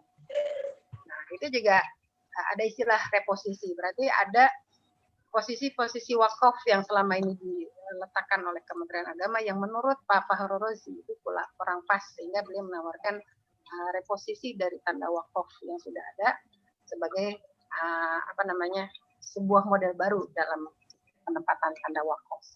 Nah, misalnya gitu. Jadi ada kata re-nya itu Pak dominasi. Jadi tergantung masalah yang mau kita teliti. Apa kata di rekonseptualisasi, rekonsiderasi, reposisi. Asal jangan rekonstruksi ya teman-teman ya. Sebenarnya sih sah-sah saja menggunakan kata rekonstruksi, cuma dan termasuk dalam disertasi saya itu rekonstruksi dulu waktu saya di UIN. Tapi ketika saya di Belanda kemarin waktu saya presentasi paper saya dan sebelum saya presentasi paper itu saya banyak diskusi dengan para profesor di sana. Kata mereka kalau rekonstruksi itu terlalu frontal, terlalu apa ya? Bahasa kitanya tuh takabur gitu teman-teman. Jadi ternyata mereka juga sangat menghindari takabur ya, kalau bahasa kitanya takabur. Jadi kata mereka kita harus lebih low profile dalam mengkritisi orang. Dulu kan waktu saya di UIN memang harus dengan bahasa yang apa, kita memang harus merubah gitu. Kalau merubah kan berarti ya itu tadi rekonstruksi. Memang kita melakukan perubahan, tapi harus dengan cara yang smooth kata mereka. Sehingga kita tidak menggunakan kata rekonstruksi, tapi di situ saya ubah menjadi rekonsiderasi. Jadi bagaimana kita membuat pemahaman yang baru, membuat orang sadar kembali bahwa apa yang mereka lakukan atau pikirkan sebelumnya itu tidak benar. Lebih baik yang sebagaimana kita tawarkan dalam paper kita. Kira-kira gitu. Ya, ada lagi Pak Abdul Muyassir? Ya, kalau itu sebenarnya sangat menarik itu terkait dengan tentang wakaf tadi ya. Sebenarnya kalau ada kitab namanya Fununul Afnan itu karena Imam Ibnul Jauzi itu juga kalau dikembangkan jadi disertasi cukup bagus. Ketika beliau mencermati tentang berapa jumlah titik, itu ada 1.025.035 titik itu. Beliau sudah menginventarisir. Sangat luar biasa, tapi waktu itu saya sempat tanya sama Prof. Darwis itu, apakah perlu menghitung domah itu kan? Dan berapa jumlah domah waktu itu beliau katakan, ya Anda sendiri yang ini punya tanggung jawab ilmiah untuk menghitungnya gitu kan. Karena saya waktu itu belum mendapatkan satu kitab yang berisi tentang jumlah harokat. Kalau titik saya sudah dapatkan, kitabnya Fununul Afnan karya Imam Ibnul Jauzi gitu. Apakah harokat termasuk domah, kemudian kasra itu perlu penataan ulang atau bagaimana? Saya kira itu menarik kalau diangkat ya. Tapi masalahnya problem kita ini kan pendidikan berbasis Al-Quran, tema-tema seperti itu kita agak susah untuk masuk. Itu saja Bu Dokter, terima kasih. Oke, terima kasih Pak Abdul Muyassir. Ada lagi Mohon teman-teman? izin Ibu. Siap, Saya silakan. Ibu. Ya, sebetulnya saya sudah eksekutif summary-nya, insya Allah sudah. Kemudian outline-nya sudah, cuman belum saya kirimkan ke WA Ibu. Saya mungkin ingin memastikan saja. Saya judul kemarin kan terlalu umum, pendidikan nilai berbasis Al-Quran. Mungkin saya batasi, jadi pendidikan nilai berbasis kisah-kisah Qurani. Ada 2.2 pendekatan tafsir Tarbawi atau perspektif tafsir Tarbawi. Ini yang saya ingin konfirmasi ke Ibu. Itu Ibu. Melalui kisah, apakah kisah tafsir apa, Tarbawi kan bisa dijadikan sebagai sebuah pendekatan? Kisahnya juga Ya, kisah Ibu. apa dulu nih Pak? Kisah-kisah para nabi. Kan nanti di dalam Al-Quran ada dua jenis kisah-kisah para nabi dan kisah-kisah yang bukan nabi. Kisah nabi juga kan banyak tuh Pak. Nah, nanti kalau memang harus dibatasi, berarti saya batasi pada surat Al-Qasas dan Al-Anbiya. Kalau masih terlalu luas, mungkin pada Al-Qasas atau Al-Anbiya saja. Itu pembatasannya. Bisa saja begitu. Ya. Nah, nanti yang lain, ayat-ayat yang lain mungkin hanya menjadi ayat yang terkait atau ayat penjelas. Mungkin gitu, Ibu. Bisa pakai per surat, bisa pakai kelompok ya. Misalnya tadi ada misalnya dalam surat-surat Madaniyah, ada dalam surat-surat Makkiyah misalnya. Atau ada dalam misalnya kalau para nabi dikelompokkan sesuai kelompoknya, misalnya dalam Ulul Azmi dan selain Ulul Azmi. Siap, Nah, kalau Bapak mau pakai surat juga nggak ada masalah. Misalnya tadi surah Al-Qasas sama Al-Anbiya. Ya. Atau tadi kalau mau lebih itu ya surat-surat Madaniyah sama Makkiyah. Misalnya kenapa pertimbangannya dibagi kepada Makkiyah sama Madaniyah? Karena pada Makkiyah misalnya kisah-kisahnya terkait apa, kalau dalam surat-surat Madaniyah kisah-kisahnya terkait apa. Atau kalau memang tadi Bapak fokus pada, kalau dalam 2 surat itu ada berapa kisah Pak? Yang sudah Bapak temukan? baru identifikasi awal itu saya menemukan, karena kan ini yang mau saya angkat nilai-nilai peradaban, nilai-nilai kemanusiaan, nilai-nilai keluarga dan nilai-nilai luhur. Jadi saya baru mengidentifikasi ya 4 itu, karena nanti pada masing-masing itu seperti tulisannya Yusuf Qaradawi ada nilai-nilai peradaban nanti yang agak berbeda dengan penulis yang lain mengidentifikasinya begitu. Kalau saya boleh Tapi nanti saran mungkin tuh, Pak. Kalau saya Bu, boleh saran di ini aja, Bapak pilih aja salah satunya, nggak mungkin kita nulis tentang pendidikan nilai-nilai keseluruhan tadi. Kalau Bapak mau fokus misalnya tadi kepada pendidikan nilai-nilai peradaban. Nah, itu mungkin lebih spesifik tuh, Pak. Kita bicara nilai satu peradaban aja. mungkin berarti kalau begitu ya nilai peradaban berarti khusus pada surat-surat Madaniyah gitu. Ya, itu lebih enak. Lebih spesifik. Ya. Siap Kalau mungkin nanti diperbaiki. Bapak cari lagi pendidikan nilai-nilai peradaban itu misalnya belum banyak yang bahas dalam Al-Quran, itu nggak apa-apa. Dalam Al-Quran saja nanti di dalamnya ya itu tadi Bapak mau Bapak batasi silakan saja. Jadi pendidikan nilai-nilai peradaban dalam perspektif Al-Quran gitu Pak. Itu apa namanya? Coba Bapak cari dulu dari sekarang nilai-nilai peradaban seperti apa. Tadi kan ada 4 nilai ya Pak ya. Yang sudah dibahas sama siapa tadi tokohnya terlalu Bapak luas bilang? Ibu ya. Jadi nanti kalau kita yang nilai peradaban pernah Yusuf Qaradawi Ibu. Masalah Yusuf Qaradawi membuat 4 nilai pendidikan di dalam Al-Quran. Kemudian ada lagi satu buku lagi Al-Qiyam Bainal Islam wal Gharb, itu dia membagi 4 nilai utama yang beliau tawarkan. Nilai-nilai luhur, nilai-nilai nilai-nilai kemanusiaan. Itu menurut Bapak yang paling urgen sekarang apa? Kalau untuk mengatasi permasalahan yang sekarang? Ada nilai kemanusiaan. Ya, silakan saja. Kalau daripada misalnya kalau peradaban kan sekarang ya mungkin ada ya class civilization ya, benturan peradaban gitu. Tapi iya, kemanusiaan, mungkin penghargaan terhadap kemanusiaan. Ya silakan. Jadi nanti Bapak gini, dari tadi yang Yusuf Qaradawi itu kan tadi ada 4 misalnya ya pendidikan nilai-nilai ya, termasuk tadi peradaban, kemanusiaan dan seterusnya. Nah nanti Bapak masuk lagi misalnya Bapak fokus tadi di pendidikan nilai-nilai kemanusiaan. Nah berarti apa bahasa istilah akademiknya? Apa Pak istilah akademiknya?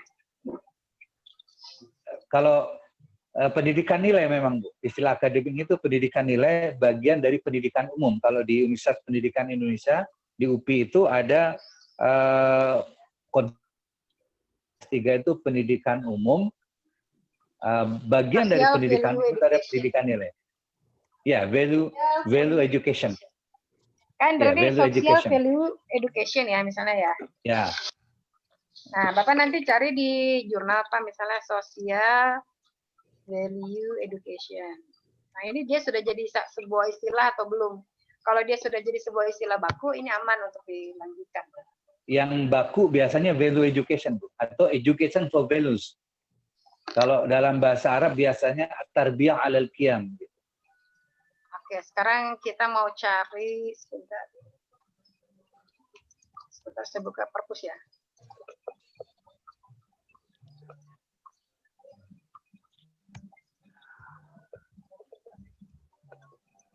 Kenapa perpusnas saya nggak bisa dibuka? Saya udah lama nggak baca perpusnas nih. Kayaknya harus perbaiki. Kemudian biasanya disaling kaitkan antara moral education dan value education.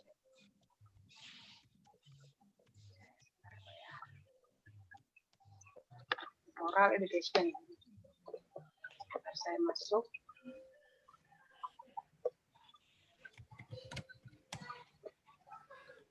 Social value education.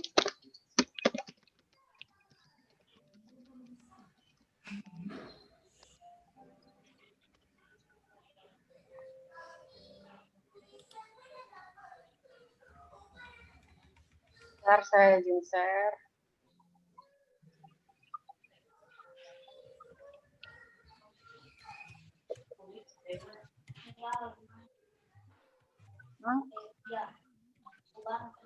Saya tutup dulu. Yang tadi saya tutupin dulu ya teman-teman ya. Ini kebanyakan yang dibuka.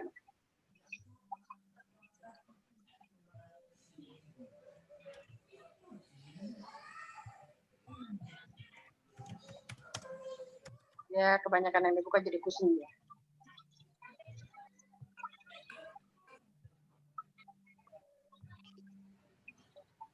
Oke.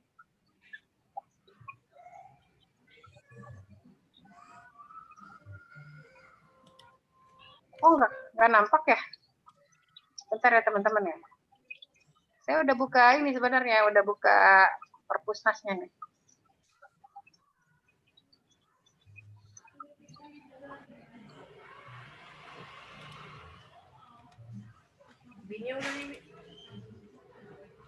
Ini, udah gini ini. Oke. Panjangin. Semoga tampil ya teman-teman. Oh ini dia. Nampak ya teman-teman ya. Lagi juga. Nih saya buka jurnal perpusnas juga. Itu aja dulu. Barusan saya ketik social value education, tapi di sini nggak tampak nih Pak. Social value education, tapi di sini cuma nampak dia terpisah-pisah. Coba di library Genesis. Berubah nggak ke library Genesis teman-teman? Ya, iya Bu, berubah. Nah, oke. Ya,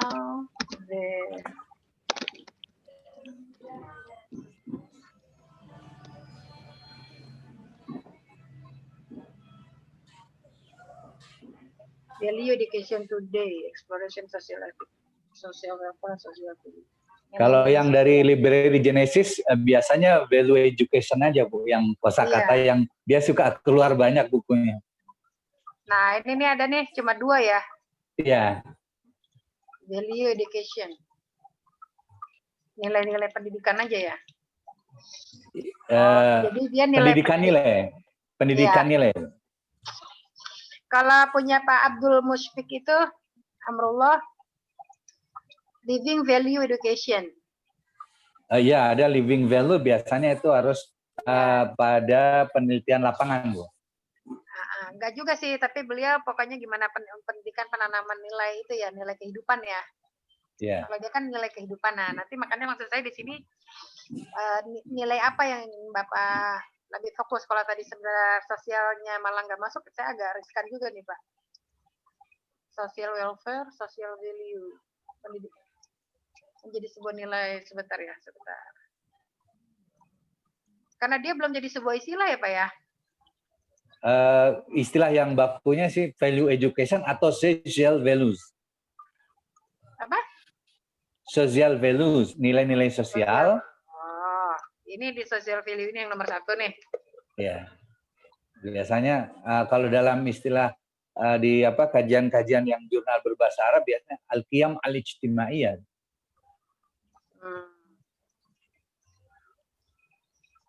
Sudah di-download ini Pak? Kalau yang ini belum nanti. Ya.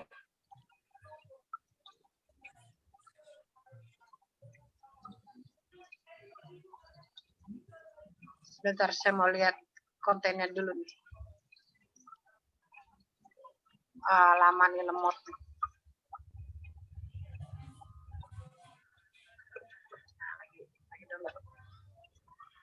Kalau mau aman sih Pak, sebenarnya gunakan istilah yang sudah bagus saja, bahwa nanti di dalamnya itu berhubungan dengan pendidikan bisa gitu. Jadi maksudnya yang kita pakai kepada tadi nilai-nilai sosial misalnya. Kalau tadi Bapak tertarik dengan pendidikan nilai sosial gitu ya. Yep. Jadi nilai sosial aja. Tunggu sebentar ya. Saya kalau belum buka belum bisa ngomong.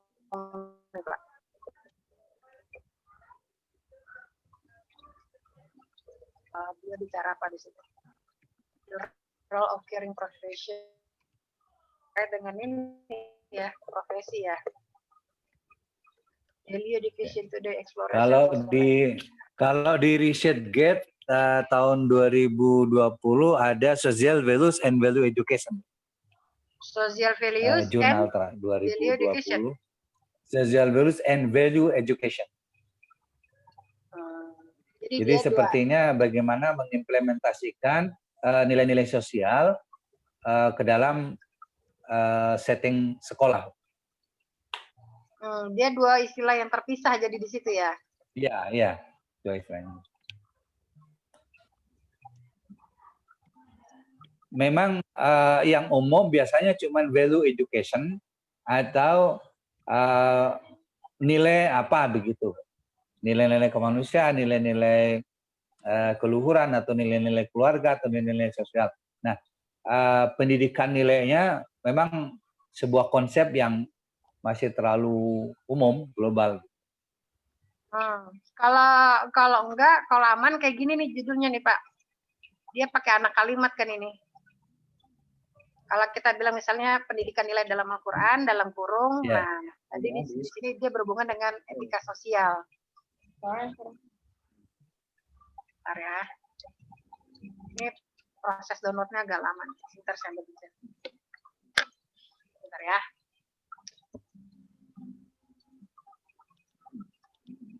Pendidikan sosial, pendidikan nilai.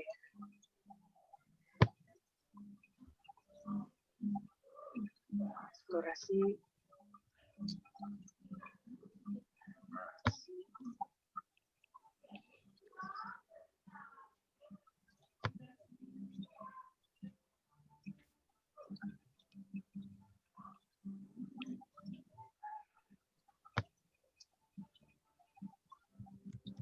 Kalau gini gimana judulnya Pak? Mungkin nggak perlu pakai anak kalimat, tapi gini, pendidikan nilai _2, eksplorasi ayat etika sosial dalam Al-Quran. Boleh Bu, ya. Berarti nanti kita spesifik pembatasannya pada ayat-ayat yang terkait dengan etika sosial. Etika sosial. Jadi kita nggak menyalahi apa namanya istilah akademisnya ya istilah. Ya. Jadi nanti yang Istilah ketemu bakunya, kan di situ Bu. pendidikan nilainya dapat definisinya, Ya. nanti etika sosial juga dapat definisinya. Jadi nanti definisi operasional Bapak 2 itu tadi. Ya. Nah, Pendidikan nilai sama etika sosialnya. Jadi nanti Bapak menjadikan buku ini sebagai buku babon Bapak nih.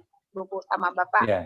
Richard Friedman ini membuat judul ini, nanti dia apa namanya? Oh, bukan yang ini, sorry, yang satu lagi tadi. Bentar, yang satu lagi. Yang ini nih, Pak. Yang JTK Daniel Nirmal Self-Famuni. Yang coklat ini atau yang tadi, Bu? Yang ini nih. Oh, yang ini. Value Education. Iya, Value Education Today kan kalau dia terus bawahnya kan Exploration in Social Ethics dia. Nah, kalau Bapak kan jadi Value Education _2, eksplorasi ayat etika sosial dalam Al-Quran. Jadi perbedaan Bapak dengan Daniel ini dalam Al-Quran ya nanti. Siap. Sebentar, saya ketik dulu ya. Saya ketik dulu judul Bapak.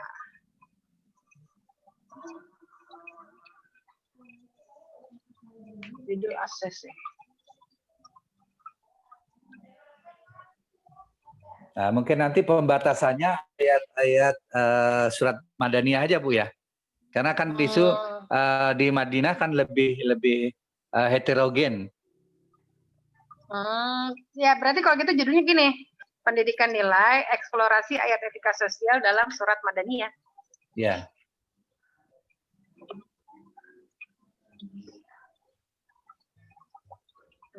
Sebentar, saya tulis. Ini udah berubah ke layar judul ACC belum? Belum, Bunda. Oh, belum. Berarti masih itu ya? Iya, masih yang awal, Bunda. Masih ke Library Genesis.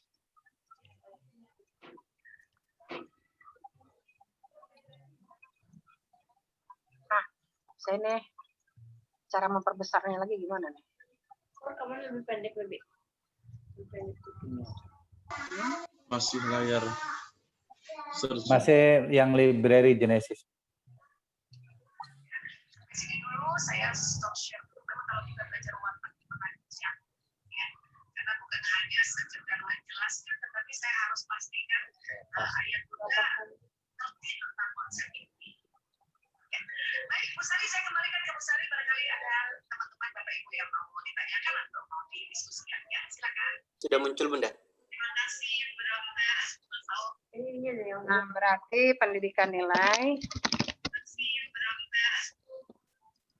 Titik 2, eksplorasi ayat-ayat etika sosial dalam surat Madaniyah.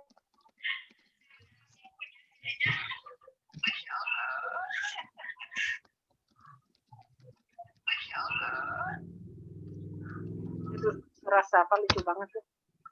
Etika sosial dalam surat. Apa namanya? Pak siapa namanya, Pak? Fakhrul Razi. Pakai H. Pakai CH, Bu. CH. Fakhrul CH. Fakhrul Razi gitu. Razi. Razi. Razi Amir. Oke, nomornya, nomor HP 0812 8364 0812 8364 839. ini. Ya, 839. Sip, udah ya. Baik, Segera. makasih Bu. Ya, Kalau judulnya udah di sini berarti udah selesai berarti. siap. Nanti diperbaiki yang outline sama eksekutif summary-nya. Oke, sip. Ya. Ada lagi teman-teman? Masih ada waktu 20 menit, silakan. Saya Bu, cuman saya masih agak malu-malu nih Bu. Nggak usah malu-malu. Apakah saya masih menakutkan buat teman-teman? Perasaan saya udah mulai senyum banget nih. Tapi ada yang bilang saya macan. Makin cantik, Bu. Kalau ada yang ketemu saya suka lari. Lari, ada Ibu Rian, ada macan. Ya, silakan teman-teman. Ada yang mau disampaikan? Mbak, ini waktu itu pernah masuk Google Meet, cuman keluar ya. Antri soalnya. Teman-teman besok datang ya. Kalau ada Google Meet, ada apa namanya, FGD. Karena saya sebagai Kaprodi tinggal sampai bulan Maret, teman-teman. Setelah bulan Maret nanti insya Allah ganti Kaprodi. Masa jabatan saya habis di bulan Maret insya Allah. Aduh. Mungkin ketemu saya Masih teman-teman 2 bulan. beberapa kali. Kalau gitu masih 2 bulan, masih Februari, Maret. Ya, cepat-cepat. Makanya Dan kalau bisa diperpanjang, Bu. tidak boleh. Tidak Tidak boleh diperpanjang lagi sama suami saya. Oh, Nah, kok gitu, Bu. Disuruh istirahat dulu sama suami saya. Jadinya ya saya nggak bisa memperpanjang lagi besok. Jadi Maret insya Allah udah terakhir. Oke, teman-teman silakan. Ada lagi yang mau disampaikan? Saya Bu. Ya, silakan Pak Saiful Rahman. Saya ini masih ide-ide awal Bu ya.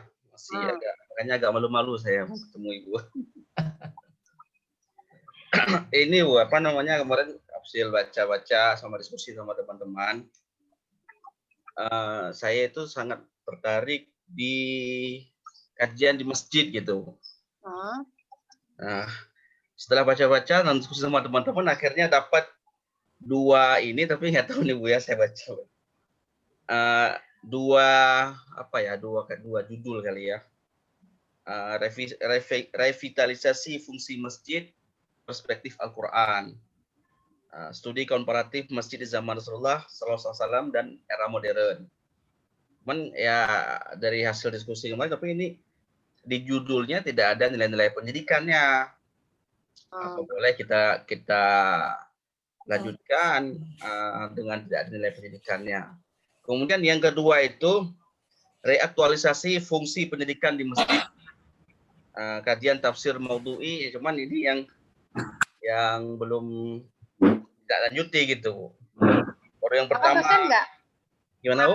Pak Saiful Rahmat dosen di sebuah kampus nggak? Saya enggak Bu. Saya baru guru ngaji aja Bu. Mau pulang ke Aceh, tapi sebelum pulang ke Aceh disuruh lanjut S3 dulu katanya. Sudah, saya lanjut S3 dulu. Ya, oke. Saya udah ketangkep. Saya jadi dosen nanti insya Allah. Oke, amin. Saya ketangkep maksudnya Pak Saiful Rahmat. Nanti jadi gini, kalau judul terkait dengan fungsi masjid sebagai tempat pendidikan itu udah banyak yang bahas ya Pak ya. Tapi kalau misalnya Bapak mau, tadi makanya kenapa saya tanya Bapak sebagai dosen nggak? Ada judul disertasi yang udah saya ACC itu Pak.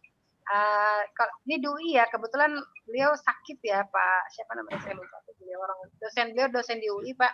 Jadi beliau meneliti tentang apa Budin. namanya? Syihabuddin Afroni. Ya, beliau meneliti tentang pokoknya apa namanya kajian mahasiswa ya. Di mahasiswa itu kan ada kegiatan di masjid tuh Pak. Nah, rohis-rohis gitu ya. Karena saya dulu S1 nggak aktif kegiatan mahasiswa, jadi saya nggak paham istilah-istilahnya itu. Jadi ada istilah yang dipakai di UI itu tentang kegiatan kemahasiswaan. Nah, mereka mau meneliti tentang ininya Pak, materinya. Materi belajar yang digunakan oleh, kan yang kalau di masjid kampus itu dia nggak terkontrol sama kampus ya Pak, karena kegiatan mahasiswa kan. Yeah. Nah, sehingga materi-materi yang disampaikan di dalam kegiatan tersebut itu luput dari perhatian kampus. Makanya mohon maaf misalnya ada terpapar pemikiran radikal karena ya mereka tanpa kontrol dari kampus kan.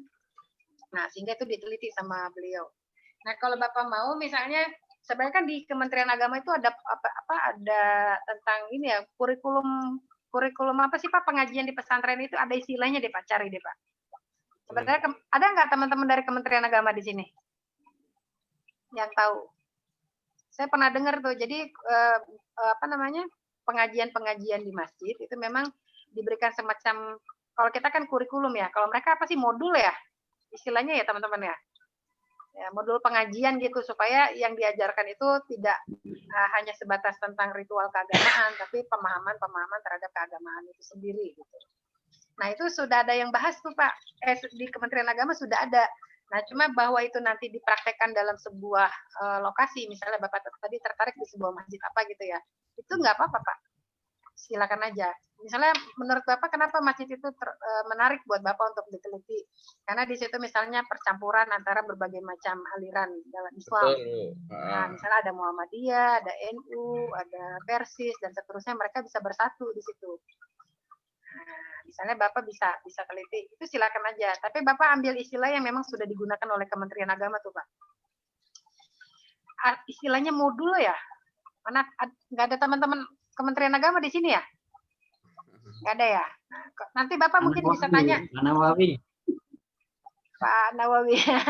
Pak Nawawi mungkin nanti bisa tanya, ada nggak apa namanya program di Kementerian Agama yang bicara tentang materi pelajaran yang disampaikan oleh para guru ngaji di sebuah majelis taklim atau di masjid, itu udah ada tuh Pak. Karena yang menggagas itu ya bukan yang mengerjakan apa namanya pekerjaan itu adalah siapa tuh ibunya Pak Fahmi tuh, Mas Tanah, Ibu Mas Tanah. Nah, Ibu Mas Tanah itu menulis tentang itu bersama teman-temannya, kurikulum, kalau bahasa kitanya ya kurikulum untuk di pengajian di masjid. Nah, nanti Mas Saiful cari istilah itu, lalu ajukan judul itu di masjid tempat Mas Saiful mau melakukan penelitian, silakan aja. Tapi ya itu tadi, masjid itu harus punya keunikan, yang menurut Mas Saiful Rahmat itu yang masjid ini nggak eksklusif hanya untuk satu golongan saja, tapi dia justru mengakomodir tadi perbedaan, misalnya dari Muhammadiyah, NU, bisa jadi Syiah, bisa jadi Persis dan seterusnya. Jadi apa kelebihan masjid itu? Kadang-kadang kan mohon maaf ya teman-teman ya, ini saya bukan kata orang, karena pengalaman sendiri ketika misalnya mengisi majelis taklim gitu, masjid itu beda-bedain sesuai dengan kelompoknya. Ada yang Muhammadiyah aja, ada yang NU aja, ada yang mohon maaf garis kiri aja, garis keras aja. Jadi mereka nggak mau bercampur gitu. Nah, di situ bagaimana kita menyatukan antara perbedaan teman-teman kita itu, kita yang berbeda itu cuma pemikiran-pemikiran yang furu'iyahnya ya. Betul. Kalau cuma furu'iyah kenapa harus bersetegang dan berpisah gitu kan?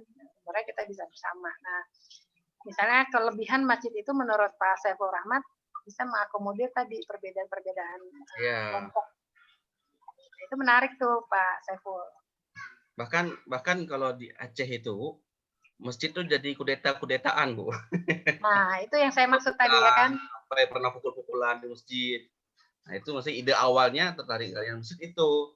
Akhirnya ya maksudnya tujuan dari masjid itu jadi kok nggak seperti zaman Rasulullah ya, di masjid itu pusat pendidikan, bahkan pusat ekonomi, pusat strategi penyusun perang aja di masjid. Iya, betul. Tapi kalau sekarang udah nggak ada itu, Bu. Apakah mungkin dilanjutkan penelitian tentang itu? Iya, boleh silakan aja. Yang penting tadi solusinya udah jelas. Makanya tadi saya bilang Bapak ambil yang dari Kementerian Agama itu istilahnya apa? Saya takut salah Pak ya. Apakah modul atau kurikulum pengajian di apa namanya di masjid itu sudah ada Pak. Nah nanti dari situ Bapak kan mencoba apa namanya ya membuat penelitian lapangan lah istilahnya penelitian Bapak di sebuah masjid tersebut untuk mengatakan misalnya kurikulum ini nanti perlu perluasan materi misalnya ternyata dalam prakteknya dibutuhkan kurikulum yang lain misalnya atau materi yang lain dari yang sudah digagas dalam Kementerian Agama sehingga tadi Bapak memperluas kurikulum atau modul yang sudah dibahas oleh Kementerian Agama karena di lapangan ternyata tidak cukup yang itu. Nah, tapi Bapak menemukan ada yang lain. Untuk membuat orang tertarik bersatu di dalam masjid supaya jangan terpisah antar golongan. Nah, misalnya gitu. Misalnya materi-materi yang netral, materi-materi yang bisa menyatukan tadi perbedaan. Pada materi-materi yang tidak berhubungan dengan pemikiran-pemikiran yang menyebabkan mereka berpisah aja gitu. Misalnya kayak gitu. Coba aja Bapak buat, tapi istilahnya sudah istilah baku yang digunakan Kementerian Agama ya Pak ya? Siap. Oke. Saya mampir ke Kementerian Nanti ikut Google Meet aja besok kalau bisa ya Pak. Iya nih Bu, besok biar diskusinya lanjut, tapi kalau bisa Bapak langsung, nggak apa-apa minimal judul aja dulu, nanti biar kita bisa diskusikan lagi. Yang penting Bapak sudah ketemu istilah bakunya ya. Siap, terima kasih banyak Bunda. Oke, dengan senang hati. Nggak malu lagi nih Bu. Oke, kadang dulu malam ini supaya ketemu judul yang ciam. Amin Bunda. 10 menit terakhir. Saya Bunda. Silakan. Jangan. Silakan Bunda Siti. Ya, saya pernah konsultasi yang malam-malam itu sama Pak Rofimin, sama beberapa orang lagi itu. Yang Bunda yang saya ajukan waktu itu kan tentang pendidikan berbasis Al-Quran, terus Bunda kurang respon, akhirnya Bunda menyarankan saya untuk mencoba apa namanya tentang pendidikan ketahanan keluarga. Cuman saya udah buka-buka apa namanya nyari-nyari di Google itu yang disertasi tentang pendidikan ketahanan keluarga ya maksud saya untuk apa namanya bacaan-bacaan perbandingan itu sampai sekarang terus terang belum ketemu. Cuman kalau jurnal memang banyak banget tentang ketahanan keluarga, tesis juga banyak gitu. Ya untuk buku-bukunya sendiri, alhamdulillah ini Pak Aput Kusairi kemarin membantu saya mencarikan dapat 5 buku tentang ketahanan keluarga.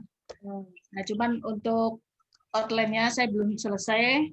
Ini baru saya dapat 1 dan 1, 2. Cuman nggak tahu apa ini sudah benar apa belum.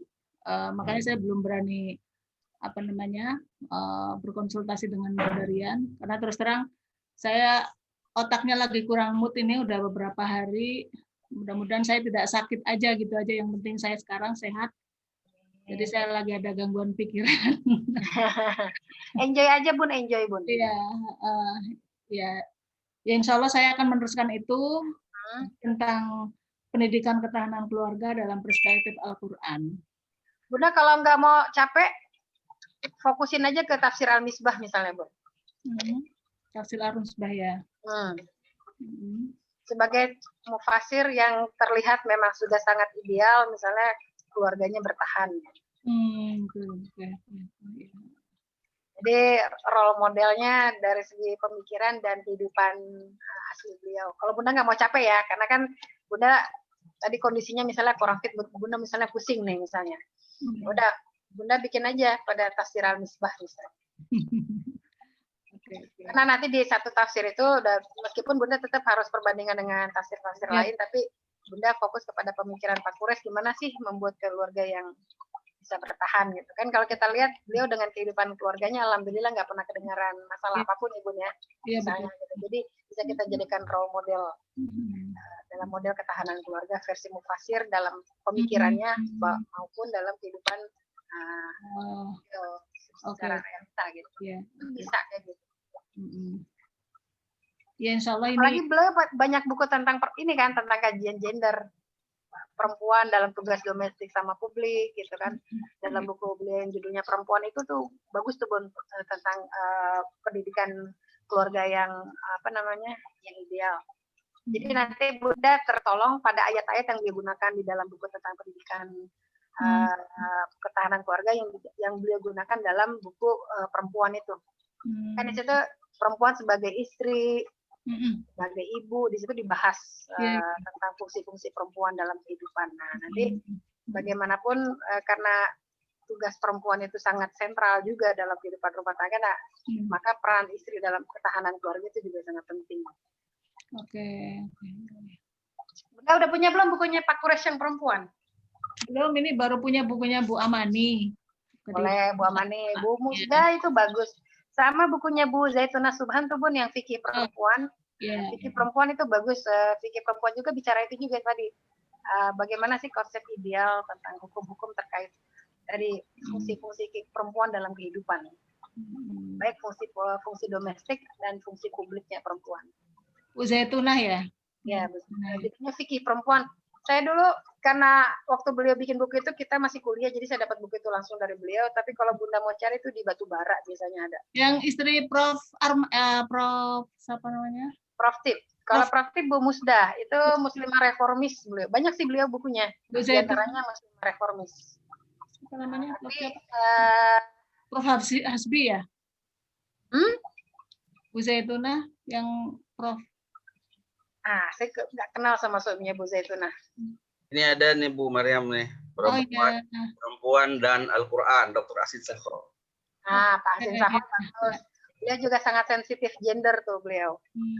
Membincang wanita dalam pemikiran beliau moderat itu beliau. Jadi ambil mufasir yang pemikirannya moderat ya Bun. Oke.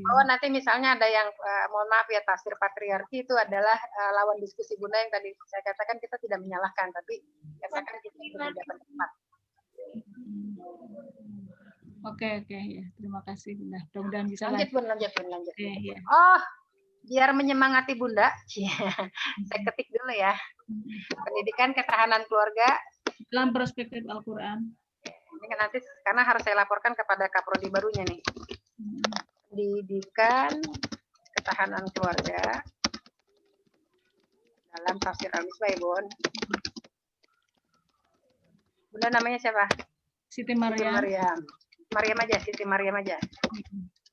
Oke, terus nomor HP Bunda 0813 1818 2257. Sebenarnya saya udah orat-orat tentang poin-poin, cuman saya nggak ngerti ini dimasukkan di bab berapa yang ini. Saya masih bingung ini. Ada banyak ini. Bunda lihat contoh yang udah saya share aja Bun. Oke. Itu kan di situ kebayang Bunda cara bikin. Poinnya udah banyak banget sebenarnya, cuman saya bingung ini masuk kemana aja maka. Bunda itu jadi nanti gini, bab 2 itu kan kajian teoritis tentang pendidikan ketahanan keluarga. Judul-judul yang dalam jurnal-jurnal itu bisa jadi judul dalam sub Bunda di bab 2. Iya. Jadi judul-judul yang di jurnal itu Bun, itu jadi bisa judul-judul dalam sub bab 2 Bunda. Karena kan bab 2 kan itu kajian teoritis. Tolong dikoreksi Bunda, ini di bab 2 ini diskursus pendidikan ketahanan, terus A, pengertian pendidikan ketahanan, B, dasar filosofis ketahanan keluarga ya Bu, jangan ketahanan aja. Ya, ketahanan keluarga. Terus tujuan pendidikan ketahanan keluarga, terus gambaran keluarga muslim yang ideal, pengertian keluarga, struktur keluarga, tujuan keluarga, fungsi keluarga, ketahanan keluarga. Oke. Maaf Bun, saya potong Bun karena sudah jam 10. Oke. Yang tadi Bunda bilang itu perlu dipretelin lagi karena kalau kayak tujuan dan segala macam itu kalau cuma dibilang tujuan itu masih abstrak sehingga kita perlu dipretelin lagi poin-poinnya. Jadi kalau dia tadi bagian misalnya D berarti itu dibikin poin lagi tujuan berkeluarga itu apa? Tujuan pendidikan ketahanan keluarga ya. Okay. Tapi saya tidak menyarankan model-model seperti itu Bun, langsung aja pada poinnya. Misalnya tadi pendidikan ketahanan keluarga dalam mengatasi permasalahan apa? Misalnya ya judul-judul yang ada. Atau nanti gini aja kita diskusi besok. Bon, karena waktu yang sudah terbatas kan teman-teman harus jeda ke mata kuliah selanjutnya ya. Nah, ini udah jam 10 teng nih soalnya nih. Cuma 10 menit lagi ke depan teman-teman berganti pada dosen yang lain. Jadi nanti Bunda kirim aja ya. Oke. Nanti kita diskusi besok insya Allah. Oke deh. Siap teman-teman, mohon maaf saya harus potong karena pas sudah jam 10. Senang sekali. Saya nggak tahu kapan lagi ketemu teman-teman, tapi kalau mau ketemu saya besok ketemulah di dalam Google Meet ya teman-teman ya. Meskipun antri minimal teman-teman diskusi, bayang teman-teman kalau lagi perjuangan bikin outline, bikin proposal itu seperti apa ya teman-teman ya. Jadi nggak apa-apa datang aja meskipun Baik, nanti Bunda. cuma menjadi pendengar, tapi saya akan melayani yang sudah mengirim file terlebih dahulu. Kalau sudah selesai yang ngirim file, saya sudah layani, baru mungkin saya akan berdiskusi dengan teman-teman yang sekedar untuk berdiskusi dengan saya, gitu ya teman-teman ya. Oke, Ibu. Ya. Oke teman-teman, saya mengucapkan terima kasih dan sama-sama. Saya mohon maaf. Ya, makasih Bunda. Sama-sama Bunda. Iya, Terima kasih, Ibu. Banyak banget dosa saya sama teman-teman nih. Terima kasih Bunda, ilmunya Bunda. Terima kasih ilmunya Bunda. Terima kasih Bunda. Terima kasih. Banyak pahala karena memberikan banyak ilmu kepada kita. Amin. Terima kasih sudah banyak berbagi ilmu kepada saya bersama-sama dalam ruangan kelas. Kita jadi saling belajar. Foto dulu dong, Pak Rocky. Foto dulu nih terakhir. Oke, boleh siap. Oke. 1, 2, 3. Oke, sudah. Oke deh, kenang-kenangan ya. Makasih, Bunda. Makasih, Ibu. Sampai ketemu lagi teman-teman ya.